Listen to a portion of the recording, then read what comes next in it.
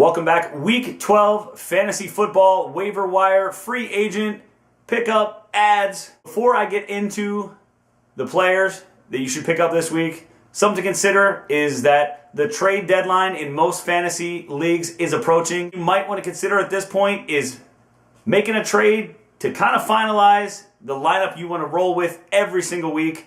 No more bye weeks after this week. Depth doesn't matter other than preventing injuries. In this situation, too, is to handcuff your studs. If you have Dez Bryant and Terrence Williams is out there, pick them up. Even if you're not going to start them, it's Dez insurance. If you have Jamal Charles and Niall Davis is for some reason out there, pick him up. Jamal Charles insurance. Nothing worse than moving on in the playoffs and you lose your number one guy and somebody else has the backup. Or even some of these guys that you're going to take a flyer on. Rookies, studs, the guys I'm about to tell you about today. If you own Matt Forte, Kadeem Carey, while not getting any touches right now, is more valuable to you than anybody I'm about to put on this list. Weekly Josh Gordon update. Guess what? He is back this week up against the Atlanta Falcons. 77% owned. Why he's not at 100% owned, I have no clue. Add this guy.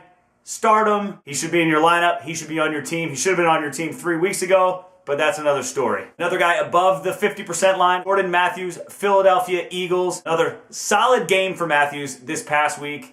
Listen, since Mark Sanchez has taken over for Nick Foles, Jordan Matthews is putting up points every single game. He's a must-add. I'm almost even going to put him in a must-start category. I picked him up. I'm starting him. 50% or below category, Trey Mason coming in at 50%. Running back, St. Louis Rams. He has emerged as the number one guy in St. Louis. 29 carries, 113 yards this past week. The next 2 weeks, he's got solid matchups with San Diego and Oakland. Desperate mode. You need running backs. You need somebody to play. Mason is a solid ad, and he's getting the touches. 44% owned, Cecil Shorts III. Jacksonville Jaguars.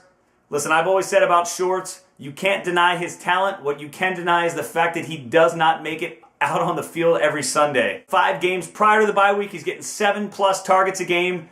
Blake Bortles is looking for him, and with the Allen Robinson season-ending injury, Shorts is a guy worth adding on your roster, and you can probably even feel safe starting him. 29% owned, Charles Sims, running back, Tampa Bay Buccaneers. Sims is the guy that this coaching staff and this front office want to get a good look at. He wasn't that productive the last few weeks, but bottom line is he's going to get a majority of the touches going forward, it would appear. 21% owned, a guy I told you about in Week 9.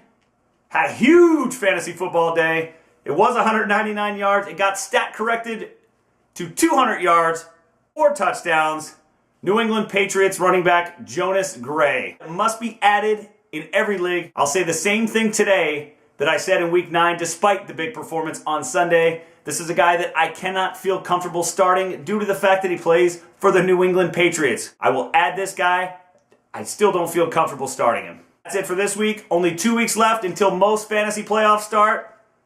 So good luck to everyone. Come back Thursday. Mason and I will be here with all the winners and losers for your Week 12 NFL action. Thank you for watching.